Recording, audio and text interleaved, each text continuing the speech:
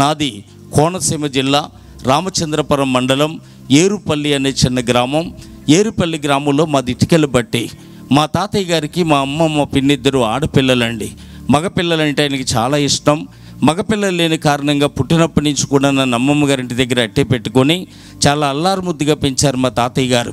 మా తాతయ్య గారు ఆస్తి 23 గుంటల రెడ్డి చేను, 40 కాసులు బంగారం, కొంత డబ్బు, 4 జతల ఎడ్లు బళ్ళు, పెద్ద ఇటుక బట్టి మాకు ఉండేది. వెల్ల, తాళపాలెం, ఆదివేరుపేట, రామచంద్రపురం అనే గ్రామాల నుంచి 60-70 మంది వరకు వచ్చి మా బట్టీలో మా దగ్గర పనిచేస్తూ ఉండేవారు. మా నాన్నగారిదైతే కోరుకొండ మండలం ఇటుకాయలపల్లి అనే గ్రామం. దాదాపు 95 ఎకరాల ఆస్తి మా నాన్నగారికి ఉండేది. కోడి పందాలు, వ్యభిచారం, పేకాట, తాగుడనే వ్యసనాలకి తన ఆస్తిని అంతటిని కూడా పాడు చేసుకున్నారు. నేను చిన్నప్పటి నుంచి తాతయ్య గారి దగ్గరే పెరిగాను. తాతయ్య గారు పూజించే దేవుళ్ళని, దేవతల్ని పూజిస్తుండేవాడిని. నాకు అందరి దేవుళ్ళని ఇష్టమే, అందరి దేవతలన్న ఇష్టమే. కానీ నాకు నచ్చని దేవుడు ఎవరంటే యేసుప్రభు. యేసుప్రభు అంటే నాకు చాలా కోపం. యేసుప్రభు అంటే నాకు చాలా ద్వేషం. యేసుప్రభు నమ్ముకున్న వాళ్ళంటేనే నాకు చాలా అసహ్యం. ఎందుకు యేసుప్రభు అంటే కోపం, ఎందుకు యేసుప్రభు అంటే ద్వేషం అంటే, ఏ పాస్టర్ గారు ఇలా మీటింగులు పెట్టినా వాళ్ళు చెప్పేటువంటి మొట్టమొదటి మాటలు యేసుప్రభు ఒక్కడే దేవుడు అంటారండి. యేసుప్రభు తప్ప దేవుళ్ళు లేరు అంటారు.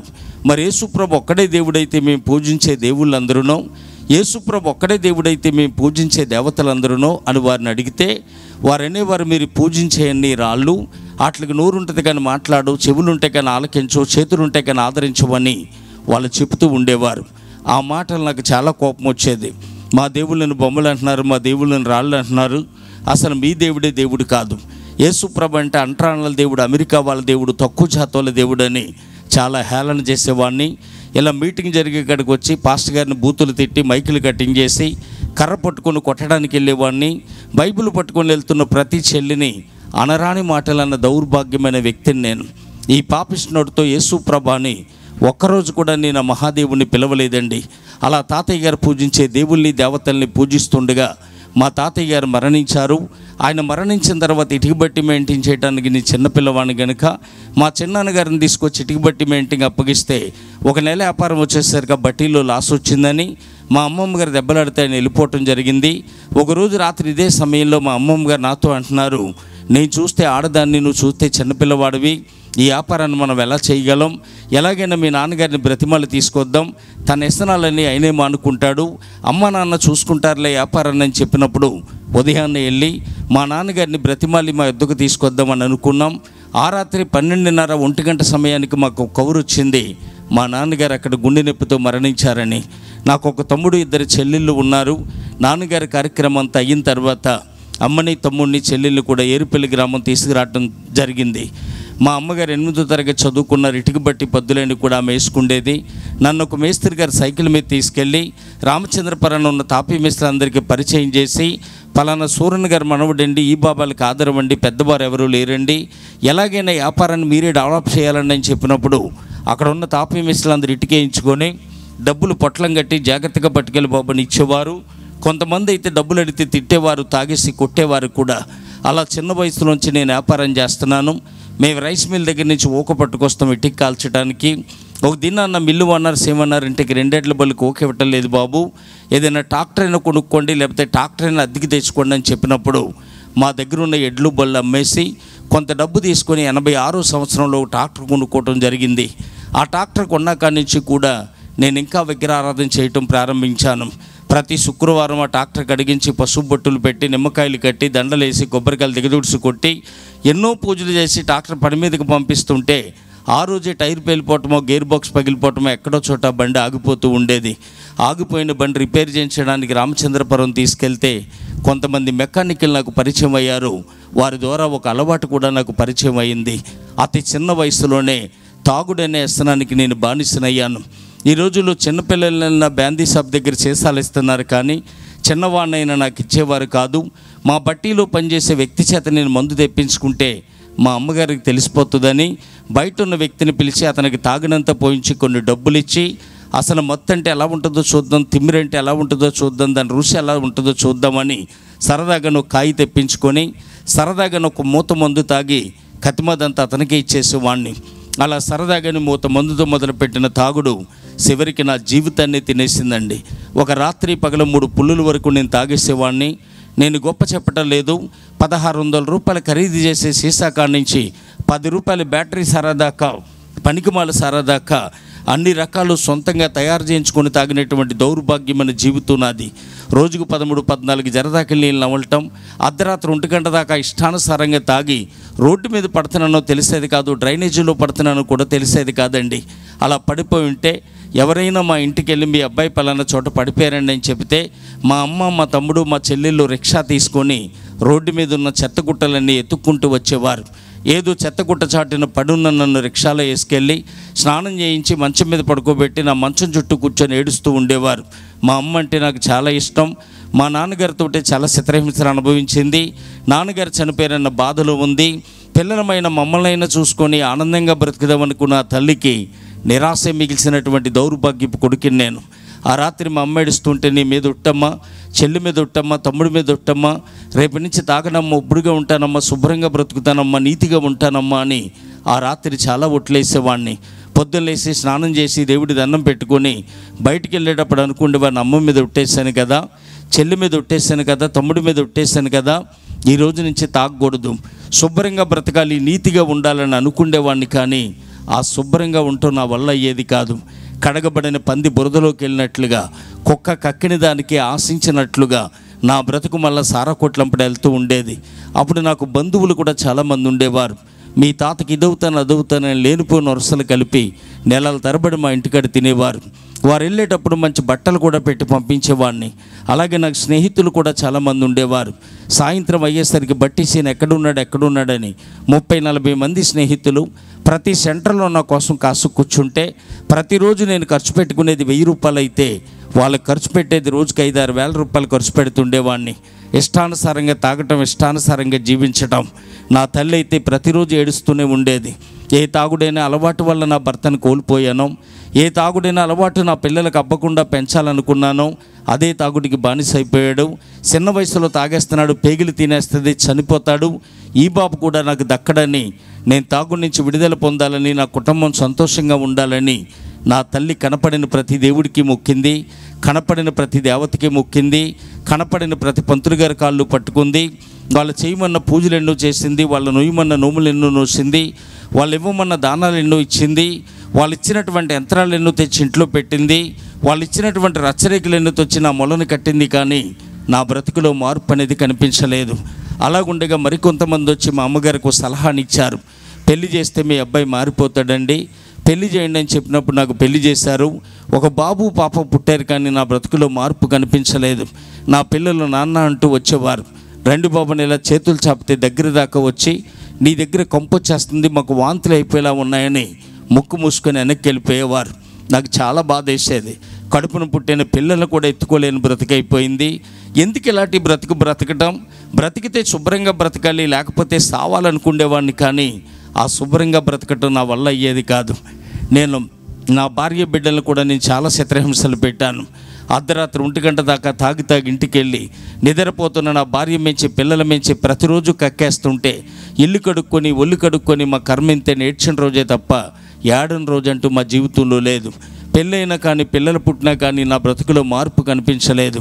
మరికొంతమంది వచ్చన్నారు, అయ్యప్ప స్వామి మాల వేసుకుంటే తాగుడు మానేస్తారండి, అయ్యప్ప మాల వేయించండి మీ అబ్బాయితో అంటే 25,000 రూపాయలు ఇచ్చి నా చేత 2 సంవత్సరాలు అయ్యప్ప మాల వేయించింది మా అమ్మ.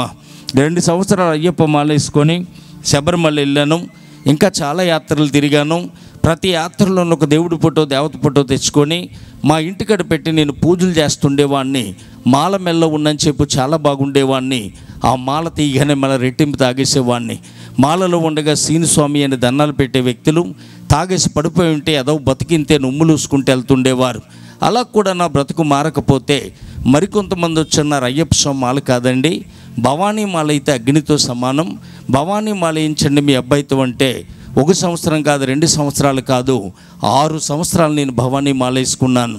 పంతులు గారి దగ్గర మంత్రాలన్నీ నేర్చుకొని నేనే పూజలు చేసేవాడిని. నా గ్రామంలో ఉన్న చాలామంది వచ్చి కాళ్ళకి దండాలు పెట్టిన చేత పూజలు చేయించుకునేవారు. గురు భవానీగా ఉండి అనేక మందికి మాలలు వేయిస్తూ నడి రోడ్డు మీద అట్టడెప్పలతో మండపాలు కట్టించి నాకు నచ్చిన దేవుడి మీదల్లా, దేవత మీదల్లా 80-90 భజన పాటలు రాసి అర్ధరాత్రి 1 గంట వరకు ఒంటికాల మీద నాక్షం తొక్కేస్తూ భజనలు చేస్తుండేవాడిని. ఆ మాల తీయగానే మళ్ళీ రెట్టింపు తాగేసేవాడిని. ఇలాగ తమ్ముడికి పెళ్ళి అయింది. నా బాధపడలేక తను వెళ్ళిపోయాడు. ఓ చెల్లికి పెళ్లి చేశాను, పూర్తిగా కట్నం ఇవ్వలేదు. నా కుటుంబ ఖర్చులకి, నా వ్యసనాలకి, నా ఆస్తి కొంచెం కొంచెం నేను అమ్ముకుంటూ వచ్చేస్తున్నాను. ఆకలన్న వాళ్ళకి అన్నం పెడుతున్నాం, వస్త్రాలు ఏమంటే వస్త్రాలు ఇస్తున్నాం, ధన సహాయం కావాలితే ధన సహాయం చేస్తున్నాం. ఎవరికి అన్యాయం చేసామని మనం ఇలాగ అయిపోతున్నామని నా తల్లి ప్రతిరోజు ఏడుస్తూనే ఉండేది. అప్పుడు మరికొంతమంది వచ్చి అన్నారు, నీ పెద్ద కొడుకు తాగుబోతానికి కారణం ఏంటో తెలుసా, నీ కొడుకులు ఇద్దరు ఇడిపోవటానికి కారణం ఏంటో తెలుసా, అలాగే నీ ఆస్తి అంతా పోయి తిరిగి నువ్వు అప్పులు అవ్వటానికి కారణం ఏంటో తెలుసా, నీ ఇల్లు వాస్తు బాగోలేదు, ఏదైనా సిద్ధాంతి గారి దగ్గరికి వెళ్ళి చూపించుకుంటే బాగుంటారన్నారు. ఆ ప్రాంతంలో యానం అనే ప్రాంతం దగ్గర పల్లిపాలెం అనే గ్రామం ఉంది. అక్కడ సిద్ధాంతి గారు ఉన్నారు, ఆయన పేరు రవిశంకర్ రెడ్డి గారు. ఆయన దగ్గర మొదలుకొని కిర్లంపూడిలో ఉన్న శాస్త్రి గారి వరకు కూడా కనపడిన ప్రతి సిద్ధాంతి దగ్గరికి వెళ్ళాను. కొంతమంది సిద్ధాంతులు మా ఇంటికి వచ్చారు. ఒక ఆయన వచ్చి అంటున్నారు, ఇంటి చుట్టూ కట్టిన ప్రహారీ కూడా చాలా తేడాగా కట్టారండి, అందుకే అలాగ అయిపోతున్నారు.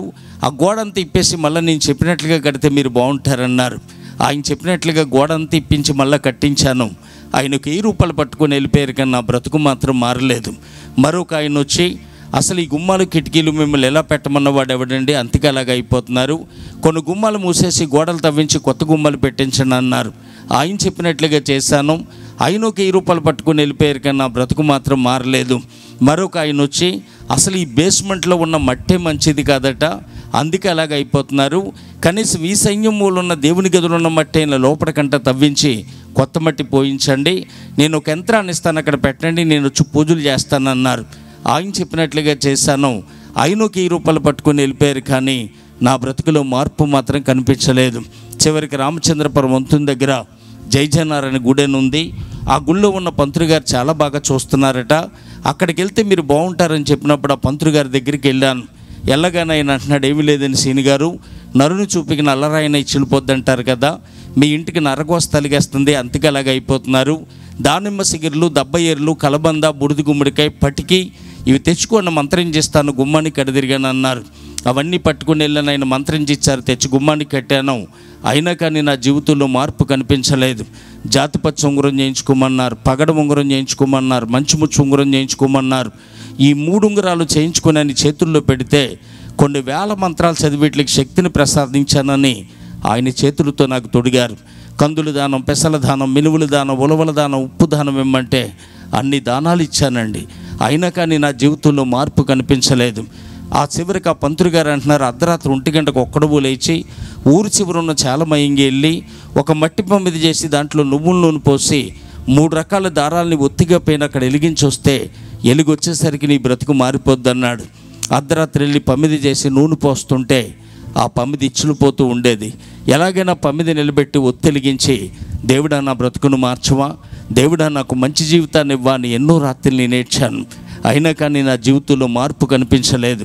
చివరికి ఆ పంతులు గారి దగ్గరికి వెళ్ళి, ఎందుకు నేను ఇలాగ అయిపోతున్నానండి, నేను మంచోడినేనండి, నేను ఎవరికి అపకారం చేయలేదు, కేవలం తాగుడైన అలవాటుకి బానిసనయ్యాను కనుక నా బ్రతికి ఇలాగ అయిపోతుంది, నేను మారిన నా జీవితం బాగుపడదా చెప్పండి అంటే ఆయన అంటున్నాడికి, నీ దగ్గర దాయకూడదు బాబు, నీకు నిజాన్ని చెప్తున్నాను, నీకు శని పట్టుకుంది, 7 సంవత్సరాలు ఉంటుంది దీని ప్రభావం. శనీశ్వరుడు ఎవరి జీవితంలో ప్రవేశిస్తే వాళ్ళు అలా నాశనం అయిపోతారు. శనీశ్వరుడు యంత్రం అరికాలు మట్టి, మసిబొగ్గులు, పాతమేకులు, నల్లగుడ్డ, ఉప్పు ఇవన్నీ దిగదుడిసి ముందు కాలువలో పాడేసిరా అన్నాడు. కాలువలో పాడేసి వెళ్ళాను. అప్పుడు ఆయన అంటున్నారు, నీకు మంత్రాన్ని నేర్పిస్తాను, నేర్చుకుంటావా అన్నారు. మంత్రాలు ఎందుకండి అంటే, కొన్ని రోజుల తెల్లవారుజామున 4 గంటలకు జమ్మి చెట్టు దగ్గరికి వెళ్ళి ఎవరితో మాట్లాడకుండా దాని చుట్టూ 108 సార్లు తిరుగుతూ ఈ మంత్రాన్ని జపించాలి, అలాగ నువ్వు కొన్నాళ్ళు చేయగలిగితే నీకు మనశ్శాంతి కలుగుతుంది అన్నారు. మీరేం చెప్పినా చేస్తానన్నప్పుడు ఆయన ఒక మంత్రాన్ని నేర్పించారు. కేవలం మీకు అర్థమవటకే నేను చదువుతున్నాను. నీలాంజన సమాభాసం రవిపుత్రం యమాగజం సాయామార్తాండ సంభూతం తం నమామి శనీశ్వరం. ఈ మంత్రాన్ని ప్రతిరోజు 108 సార్లు చదువుతూ జంబి చెట్టు చుట్టూ ఎన్నో రాత్రులు తిరిగాను. ఎన్నో కేజీల బెల్లం పట్టుకెళ్ళి పానకం కలిపి చెట్టు మొదలేసి నల్లగుడ్డలు పట్టుకెళ్ళి చెట్టు కట్టి, దేవుడా నా బ్రతుకును మార్చవా, దేవుడా నాకు మంచి జీవితాన్ని ఇవ్వా అని ఎన్నో రాత్రులు నేను ఏడ్చాను. అదే సమయంలో రామచంద్రపురం నియోజకవర్గం ఎమ్మెల్యే తోట తిరుమూర్తులు గారు కూడా 5 సంవత్సరాలు నేను తిరిగాను. తోట తిరుమూర్తులు ఆదర్శ మిత్ర మండలి కాపునాడని ఆ నియోజకవర్గంలో ఎమ్మెల్యే గారి ఫోటో మోటార్ సైకిల్ ఎదురుపెట్టుకొని తిరిగిన మొట్టమొదటి వ్యక్తిని నేను. ఆయన నా మీద జాలితో 50,000 రూపాయలు లోన్ ఇప్పిస్తే 30 రోజులు కూడా కాకుండా ఆ డబ్బును కూడా నేను పాడు చేసుకున్నాను. పెద్దలు చెప్పినట్లుగా గుళ్ళు గోపురాలకు తిరిగాను, సిద్ధాంతులు చెప్పినట్లుగా ఇల్లు పీకి పందిరేశాను, పంతులు గారు చెప్పినట్లుగా దాన ధర్మాలు చేశాను. తాగుడు నుంచి విడుదల పొందాలని, అప్పుల నుంచి విడుదల పొందాలని, పిల్లా పాపలతో సంతోషంగా బ్రతకాలని ఇవన్నీ చేసి చివరికి 98 జూలై నెల వచ్చేసరికి నా బ్రతుకు ఎలా తయారైందంటే 23 గుంచాల డిడిచేను అమ్మేశాను, 40 కాసులు బంగారం అమ్మేశాను, ఇటుక బట్టి అమ్మేశాను, ట్రాక్టర్ అమ్మేశాను, మోటార్ సైకిల్ తాకట్టు పెట్టేశాను, భార్య మెల్ల ఉన్న మంగళసూత్రాలతో శుద్ధ అమ్మేసి తింటానికి ఇప్పుడు మెతుకులు కూడా లేకుండా పిల్లలతో రోడ్డు మీద పడ్డాను. 1,80,000 రూపాయలు అప్పులు అయిపోయాను. అప్పులలో వచ్చి కాలర్ పట్టుకునేవారు. బ్రతికున్నానండి, మీ అప్పు ఎలాగైనా తీరుస్తానండి అంటే నువ్వు చచ్చిపోరు అడగమనేవారే తప్ప ఏ ఒక్కరూ నా మీద జాలి పడేవారు కాదు. అలాంటి సమయంలో నా పిల్లలిద్దరూ ఇలా కడుపు పట్టుకుని వచ్చి ఆకలేసేస్తుంది నాన్న, కడుపులో పోట్లు వస్తున్నాయి నాన్న, మాకు అన్నం కావాలి నాన్న ఏడుస్తుంటే నా కడుపును పుట్టిన పిల్లలకి ఇంత అన్నం పెట్టే దిక్కు నా దగ్గర లేక అలా పైపు దగ్గరికి తీసుకెళ్ళి మంచినీళ్ళు పట్టించేసి పడుకోబెడితే ఆ పిల్లలు ఆకలికి ఆగలేక ఇలా అన్నాలు తింటున్న వారి గుమ్మాలోనికి వెళ్ళాలి ముఖాలంక చూస్తుంటే చిన్నపిల్లలు కదా కడుపుడు ఆకలితో ఉన్నారు, గుప్పుడు మెతుకులు పెడతారని అన్న తల్లులు ఏమన్నారో తెలుసా? నిన్న వండుకోలేదా, మొన్న వండుకోలేదా, అటుమున్నైనా వండుకున్నారా లేదా అని హేళన చేస్తారే తప్ప ఏ ఒక్కరూ నాకు పిల్లలకు గుప్పుడు మెతుకులు కూడా పెట్టలేదండి. మా స్నేహితులు కనపడినప్పుడు మా పాప ఆకలి కాగలేక నిన్నటిదాకా మా నాన్నతో తిరిగాడు కదా అని బాబాయ్ ఒక పావలా ఇవ్వని అడిగితే ఒక గది వేరే తప్ప ఏ స్నేహితుడు ఒక పావలా కాసు కూడా నా బిడ్డలకు ఇవ్వలేదండి. మాకు డబ్బు కావాలని అడగలేదు, బంగారం కావాలని అడగలేదు, కానీ ఇంత అన్నం కావాలని ఇచ్చాం. ఆకలి బాధ ఎలా ఉంటుందో నాకు బాగా తెలుసు. పెద్దవాడినైనా నేనే ఆకలి కాగలేక కడుపులో పోట్లు వచ్చి కళ్ళు తిరిగిపోతుంటే చచ్చిపోతానేమో భయపడి మధ్యాహ్నం 12:30 1 గంట సమయానికి ఎవరింటికైనా వెళ్తే వాళ్ళు అన్నం తినే సమయం కదా, అరుగు మీద కూర్చుంటే కొంచెం అన్నం పెడతారని వెళ్ళి వాళ్ళు అరుగు మీద కూర్చుంటే తినేసే వచ్చుంటాడులే అన్నారే తప్ప తింటావా అని అడిగేవారు ఒక్కరూ కనిపించలేదు. కేవలం తాగుడైన అలవాటుకి బానిసనయ్యాను గనుక నా పిల్లల బ్రతుకు ఎలా తయారైందంటే చిన్న చిన్న పిల్లలు జంతికలు కొనుక్కొని వాళ్ళ తింటున్నప్పుడు ఇంత ముక్కలు నోటి దగ్గర నుంచి కింద రాలిపోతే మట్టిలో తొక్కి వాళ్ళు వెళ్ళిపోయిన తర్వాత నా పిల్లలు వెళ్ళి మట్టిలో ఉన్న ముక్కలు తీసుకుని తినే స్థితి నా పిల్లలకు వచ్చింది. ఇక మా అమ్మమ్మ అయితే 70 మందికి ఓనర్లై 70 మంది చేత పని చేయించుకునేటువంటి నా తల్లి చేట పట్టుకొని చేళ్ళు ఒడ్లేరుకోవటానికి బయలుదేరారండి. ఆ చేలో ఉన్న పచ్చొడ్లన్నీ తెచ్చుకొని గబగబా దంచి అన్నం వండి పిల్లలకు పెడదాం కదా దంచుతుంటే ఆ పచ్చొడ్లు బొండారొడ్లన్నీ పిండి అయిపోతే నూకలు మాత్రం మిగిలితే ఉప్పిని చేసి పిల్లలకు పెట్టి అలాగే పస్తులు ఉండేవారు. అలాంటి సమయంలో ఎవరూ మా దగ్గరికి వచ్చేవారు కాదు, ఎవరూ మాట్లాడేవారు కాదు. కనీసం ఎవరైనా ఈ కేజీ బియ్యం పట్టుకెళ్ళి పిల్లలకైనా వండి పెట్టండి అన్నవారు ఒక్కరూ కనిపించలేదు. మాకు చాలా భయం వేసేది. ఏమైపోతామో తెలియలేని అయోమయ స్థితి, ఎక్కడికి వెళ్ళాలో తెలియదు, నా బాధ ఎవరితో చెప్పాలో తెలియదు.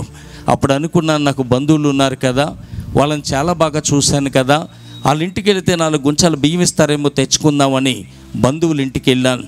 ఈది సుతను చూసి తలుపులు వేసుకునే బంధువులు కొంతమంది అయితే అన్నీ అయిపోయాక వచ్చావా, మేము బయటికి వెళ్తున్నాం, మరి మేము వచ్చేదాకా ఉంటావా వెళ్ళిపోతావా అన్నవారు మరికొంతమంది.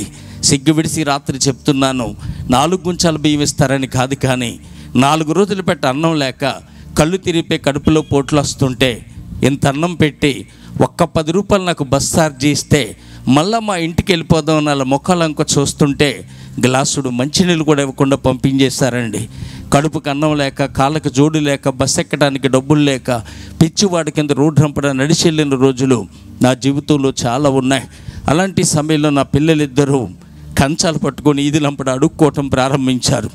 మందన కన్నీటి కనీసి ఊరి మీద ఉదిరేశారు.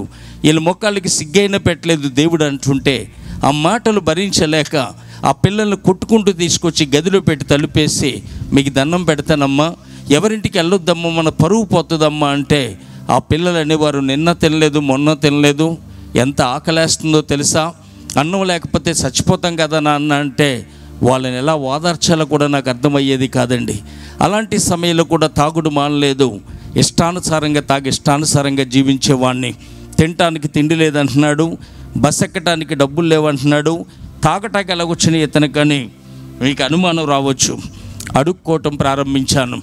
ఎక్కడైతే ఎమ్మెల్యే గారితో పాటు కారులో తిరిగానో, ఎక్కడైతే ఎమ్మెల్యే గారి జీపులో వస్తుంటే రిబ్బన్నులు కట్టుకొని ఎర్రబొట్టులు పెట్టుకొని మోటార్ సైకిల్ సైలెన్సర్ తీసి రేస్ చేసుకుంటూ జైజేలు కొట్టుకుంటూ గొంతులు వేసుకుంటూ తిరిగానో, ఎక్కడైతే 500 రిక్షా వాడికి ఇచ్చి చిల్లర కూడా పుచ్చుకోకుండా తిరిగానో, అదే రామచంద్రపురం రాజగోపాల్ సెంటర్ మొదలుకొని ఎల్ఐసి బిల్డింగ్ దాకా నడి రోడ్డు మీద ఉన్న కొట్టుల దగ్గరికి వెళ్ళి దొంగ మందుల సీట్లు పట్టుకెళ్ళి ఇదే చేతులు చాపి, మా అమ్మకు ఒంట్లో బాగాలేదండి, నా భార్యకు ఒంట్లో బాగాలేదండి, నా పిల్లలకు ఒంట్లో బాగాలేదండి, హాస్పిటల్లో పెట్టామండి, మందులు ఎట్టుకెళ్ళకపోతే చచ్చిపోతారని చెప్పి అబద్ధాల కాళ్ళు పట్టుకుంటే 5-10 ఇచ్చేవారు.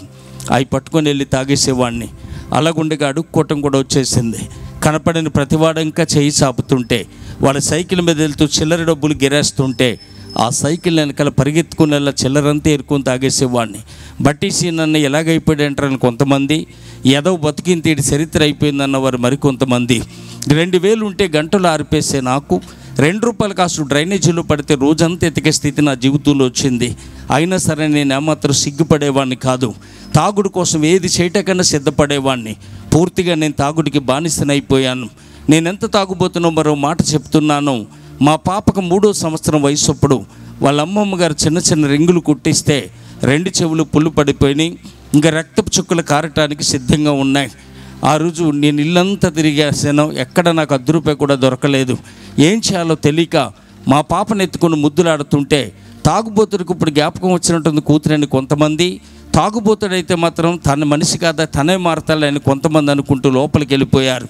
వాళ్ళ లోపలికి వెళ్ళేంత వరకే కపటమైన ముద్దులు నా కూతురు పెట్టాను. వాళ్ళ లోపలికి వెళ్ళేంతవరకు భుజాల మీద ఎత్తుకొని ఆడించాను. అలా లోపలికి వెళ్ళగానే మా పాపని ఇలా గోడ పక్కకి తీసుకొచ్చి ఆ చెవుకున్న రింగ్ ఇప్పుకొని వెళ్ళిపోదామని అది ఇప్పుతుంటే దగ్గరికి సుట్టేస్తున్న దాని మీద ఎంత ఇప్పినా కానీ రావటం లేదండి. అలా చెవు పట్టుకుంటే చాలా రక్తం బుడబడా కారిపోతుంది. అది ఏడవటం ప్రారంభించింది.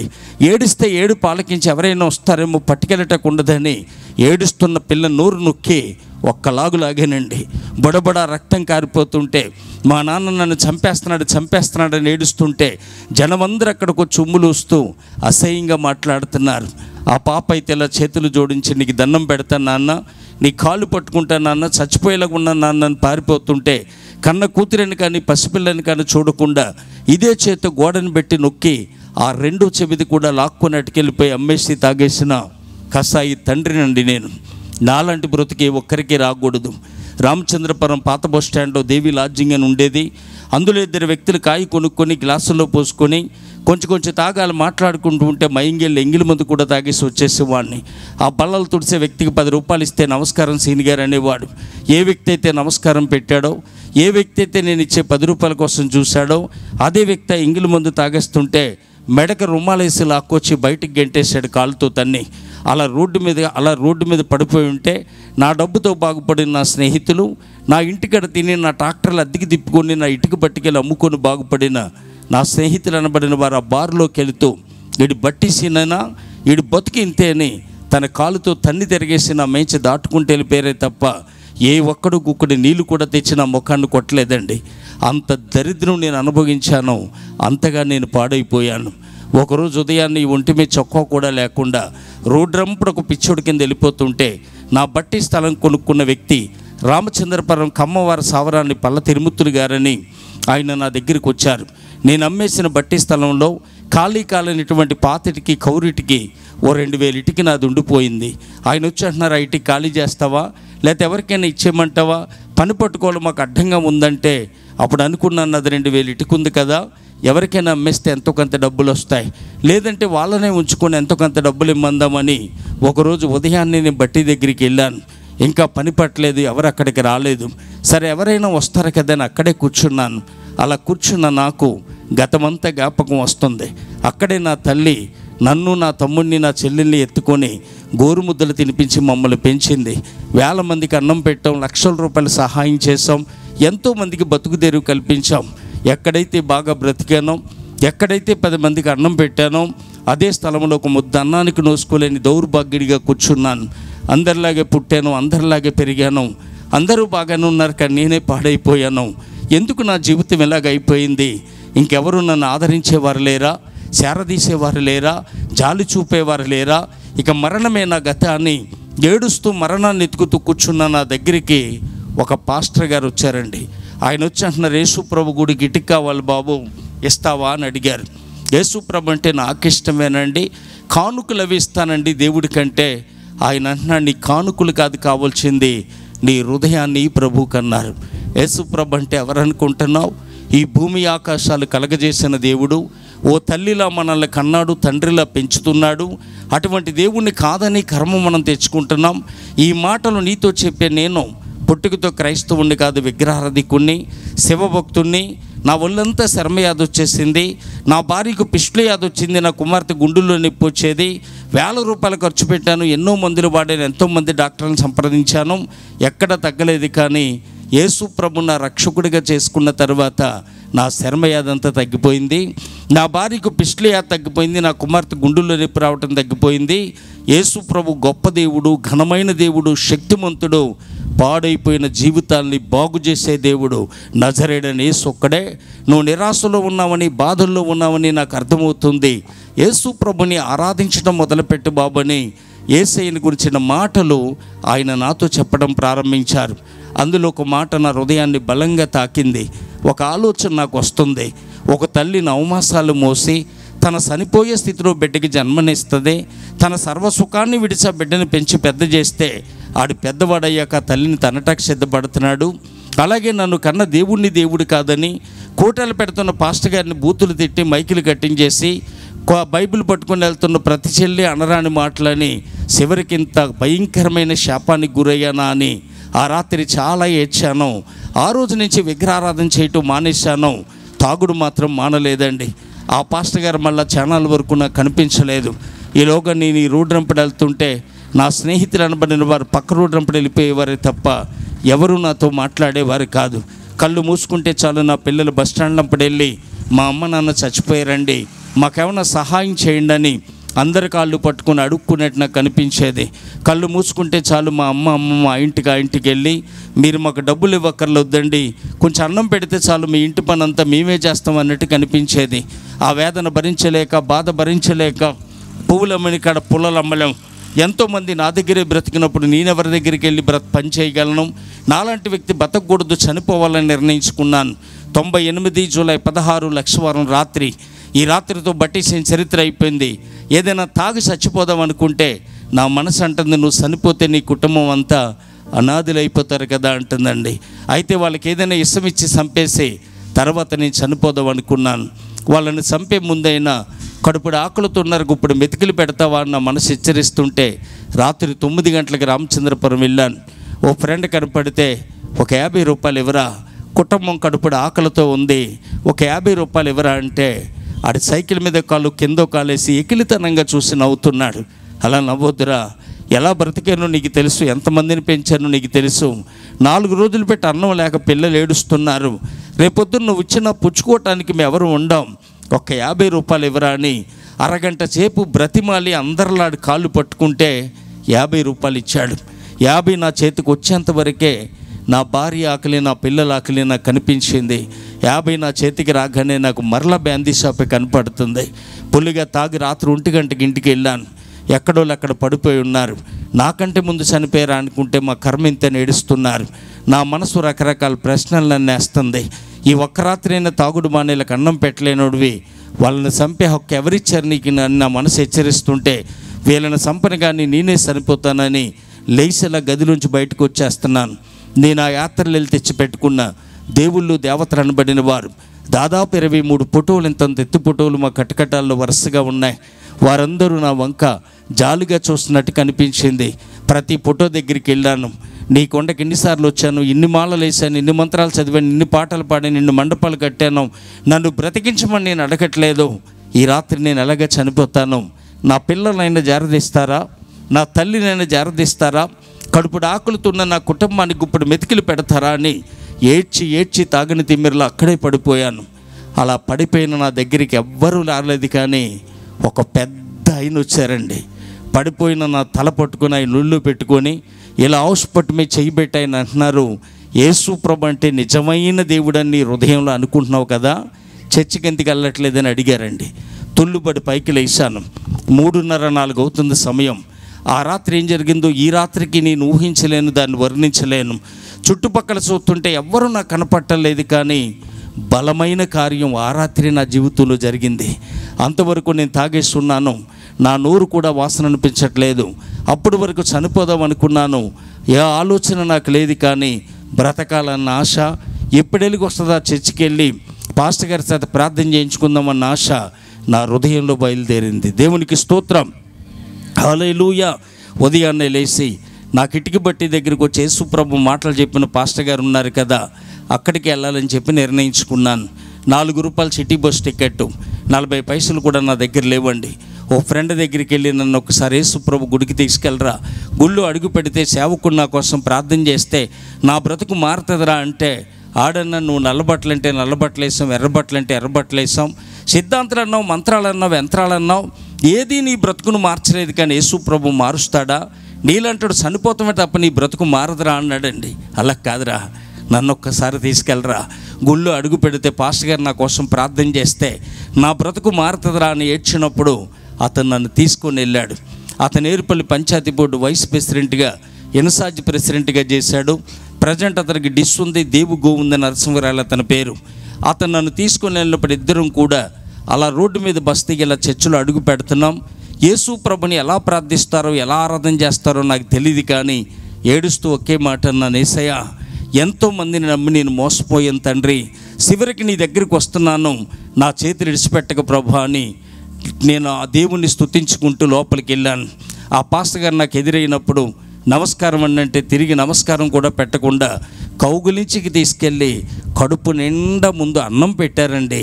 అన్నం తిన్న తర్వాత ఆయన అంటున్నారు, ఏం జరిగింది బాబు అలాగున్నావే, నీకోసం ప్రార్థన చేస్తాను చెప్పినప్పుడు ఏం చెప్పనండి, ఆస్తి అంతా పోయింది, 1,80,000 అప్పులు అయిపోయాను, అప్పులు చూస్తే కాలర్ పట్టు కొడుతున్నారు, పెద్ద చెల్లికి 40,000 కట్నం ఇవ్వలేదని కాపురం వదిలేస్తానని కౌరు పంపుతున్నారు, చిన్న చెల్లికి పెళ్లి చేయలేదని హేళన చేస్తున్నారు, ఏం చేయాలో తెలియదు, ఎలా బ్రతకాలో తెలియదు. నాకైతే మీరు అన్నం పెట్టారు, కానీ 4 రోజులు పెట్టి ఇంటికాడ అలాగే పస్తులు ఉన్నారండి, మీరు ప్రార్థన చేస్తే మేము చచ్చిపోతామండి అంటే ఆయన అంటున్నాడు, నువ్వు జీవము గల దేవుడి దగ్గరికి వచ్చావు, నా యొద్దకు వచ్చి వాడిని ఎంత మాత్రము తోసివేయను అంటున్నాడు, నాకు అసాధ్యమైనది ఏదైనా కలదా అంటున్నాడు. ఈ భూమికి ఆకాశానికి మహారాజైన దేవుడు నీ దరిద్రానంతటిని తీసేస్తాడు, కనురెప్ప పాటలో మబ్బు తొలగినట్లుగా నీ అప్పులన్నీ తొలగించి నీకు ఒక ఉన్నతమైన స్థానాన్ని ఇవ్వటానికి ఆయన ఒక్కడే సమర్థుడని యేసయ్యను గురించిన మాటలు చెప్పి ప్రార్థన చేసి 3 గుంచాల బియ్యం మాకు ఇస్తే ఆ రాత్రి ఇంటికి వెళ్ళి మేము అందరం కడుపు నిండా అన్నం తిన్నామండి. దేవునికి స్తోత్రం. 16వ తారీఖు రాత్రి దేవుడు నాతో మాట్లాడాడు. 17వ తారీఖు నేను చర్చికి వెళ్ళాను. 18వ తారీఖు అనగా యేసు ప్రభువుని ఎరిగిన 3వ రోజే ఆ పాస్టర్ గారు మా ఇంటికి వచ్చారు. అలా మోటార్ సైకిల్ స్టాండ్ వేస్తూ, బట్టి సీని గారు ఆ ఫోటోలన్నీ తీసేస్తాను మీకు ఇష్టమేనా అన్నారు. ఎందుకు ఈ పాస్టర్ గారులు అందరూ మా దేవుళ్ళని బొమ్మలు అంటారు, అందుకే కదా నా కోపం, మళ్ళీ ఈయన వచ్చి అవన్నీ తీసేస్తానంటారేట అని నాకు చాలా కోపం వచ్చింది. అయితే నాకు ఒక ఆలోచన వస్తుంది, నాకే కాదు, నేను పడిన బాధ, నేను అనుభవించిన కష్టం, నేను భరించిన దరిద్రం ఎవరైతే పడతారో అందరికీ అదే ఆలోచన వస్తుంది. చిన్నప్పటి నుంచి దేవుళ్ళని పెట్టి పూజించాను, ఆరాధించాను, చివరికి నా జీవితం పతనం అయిపోతే చూస్తూ ఉన్నారే తప్ప ఎవరు నన్ను ఆదుకోలేదు. ఇవన్నీ నా చేత్తో పెట్టుకున్న దేవుళ్ళండి, నేనే పెట్టుకున్నాను, నేనే తీసేస్తాను, మీరెందుకని మొత్తం అన్నీ తీసేశాను. మంత్రాల పుస్తకాలు, యంత్రాలు, పాటల పుస్తకాలు, ఇల్లు కట్టినప్పుడు మూలను పెట్టిన మత్స్యంత్రం కూడా గోడ తవ్వి బయటికి తీసేసి 2 పిండి సంచులని ఇంత తెత్తు మూటలు కట్టేసి పట్టుకెళ్ళి పెద్ద కాలువలో కలిపేశాను. అలా కాలువలో కలిపేసి నా కుటుంబం అంతా యేసు ప్రభుని వెంబడించాం. మందిరానికి వెళ్ళటం ప్రారంభించాం. ఒకరోజు మందిరంలో మోకరించి వచ్చి రాని ప్రార్థన, చిన్న ప్రార్థన, నీవు తప్ప మాకు దిక్కులేదు ప్రభా, ఏం చేసినా నీ చిత్తమే నాయన అని వెనుతిరిగి చూడలేని పరిపూర్ణమైన విశ్వాసంతో ఆ మహాదేవుడైన యేసయ్య మీద ఆనుకున్నాం. నాకు పట్టుకున్న దరిద్రం అంతా వదిలిపోయిందండి. దేవునికి స్తోత్రం. శరీర క్రియలన్నీయు నాలో నశింపజేయుమయా, శరీర క్రియలన్నీయు నాలో నశింపజేయుమయా, జీవనదిని నా హృదయము